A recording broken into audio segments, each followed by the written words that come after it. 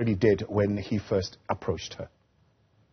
Sir, what was the first thing that you did? I first moved it with my leg. Yes. Yeah. What was the second thing that you did? The second thing is that taking off the blankets or whatever that is. The third? The third thing was me now, like I first did this, like to shake them, and they got no response. Yeah. That's when I turned them over, and then I checked the pulse and stuff.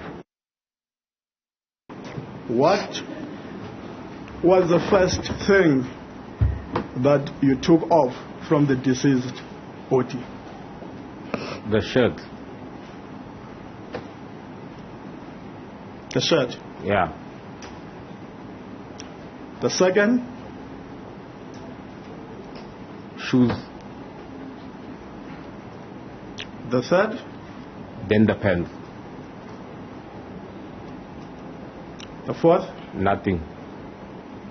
Where was the cap? The cap was laying there on the scene. In terms of determining that the deceased is dead, what is it that you did? Check the neck, like for the pulse, Yes. the breath, and the heartbeat. Okay. Let's start with the pulse. How did you check it? Like this. Okay. Yeah. And then How many times? I can't say. I'm not sure. Like this. Yes. Yeah. Yeah. Yes. Yeah. I think so. Yeah. Okay. Estimated how many times? I'm not certain. Okay. Yeah. The second thing that you did was check the heart. How like did heartbeat. How I listened with my ear. Okay. And then the third thing? That was the breath. How did you do it? With my ear. Newzroom Africa Zola Sholwana has been in court following the case. She joins us now live to bring us the latest. Zola, we believe the matter has now been postponed to tomorrow, but large part of the questioning today around placing the accused at the scene of the crime. Tell us what has emerged.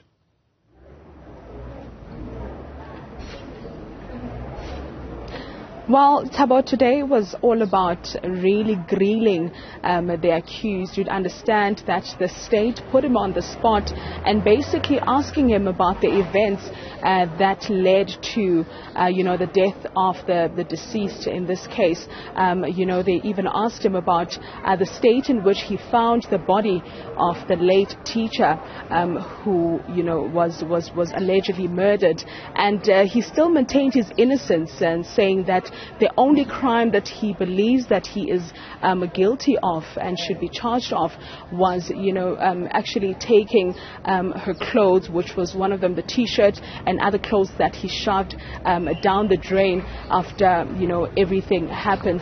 But he still maintains that he actually deserves to be granted bail because he says he is a first offender, and when it was time for him to actually let the police know about what happened, he was cooperating and he did not hide anything as far as information is concerned. He even made reference to him handing over his phone. Of course, the state was not convinced with that, coming up with a number of questions to say, why did it take you so long to report the matter to the police? And obviously his answer was similar to what he said yesterday, which was the fact that he was afraid that he could actually find himself in jail after this, because he thought that he was going to be the person of focus after he tells the police about, this particular incident. Now, of course, his legal team has then come on board to defend his innocence, saying that the state in this regard has no case to prove that he is actually guilty of the 3 charges that have been laid against him, one of them being rape, saying that there are no DNA information rather that has been brought forward by the state to actually prove that Bafana has been guilty of these 3 charges that have been laid against him. You might have seen, Thabo, his family reacting to seeing him actually going down there, and really the father was sobbing, basically saying that he is confident, and the aunt that was also inside court confident that their son did not commit the crime that they are alleging that he has committed. Any new evidence presented via be it the the footage on CCTV camera or anything else that the state could have presented to link the accused to the time of the actual crime being committed? Well, there isn't any new evidence that has been presented, but the defense mentioned that they do not appreciate the fact that they are only seeing these images that were presented, which we believe that Bafana was well aware of those images. So they do not appreciate the fact that actually they're presented before court, and they ask that if there's any new evidence moving forward, then they should be furnished about that, in time, so that they can also get to, prepare. They are still waiting, for the pregnancy report. You'd understand that the deceased, according to the state, was pregnant for about 4 months. And obviously the defense in this regard is waiting for a report that is confirming that. And obviously those were news yesterday to Bafana and his legal team, basically saying that they were not aware of that. But obviously we'll hear tomorrow if there's more evidence that will be presented before, because by the look of things, the state does not seem to be backing down in terms of saying that Bafana should not be granted bail, and that they are convinced that he is actually, guilty of the 3 charges that are laid against him. Is the expectation then, Zola, that tomorrow the questioning will still be continuing with Bafana, or are other witnesses going to be presented on that stand?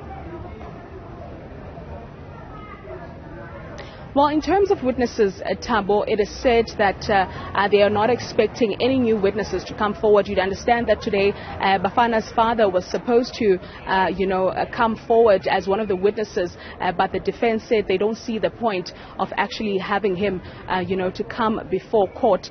So we are not aware of any witnesses that could possibly, come up tomorrow and add more evidence. But we are told that the grilling by the state will continue, as you'd understand that they are not convinced by none of what, the statements that have been put forward by the accused, basically saying that, referring to how he reacted after he realized that he saw a dead body, saying that he could have actually, done better by reporting the case to the police, but instead he took a bit of time, and as a result they believe that he is not supposed to be granted bail, and he does not deserve, to be someone that is out there, considering the fact that, he is in that way, rather, he could possibly be linked to a crime. And of course, those are allegations at this point, Thabo. Tomorrow's verdict will determine if, Bafana will be able to walk away and spend Christmas with his family, or he will spend more days behind bars.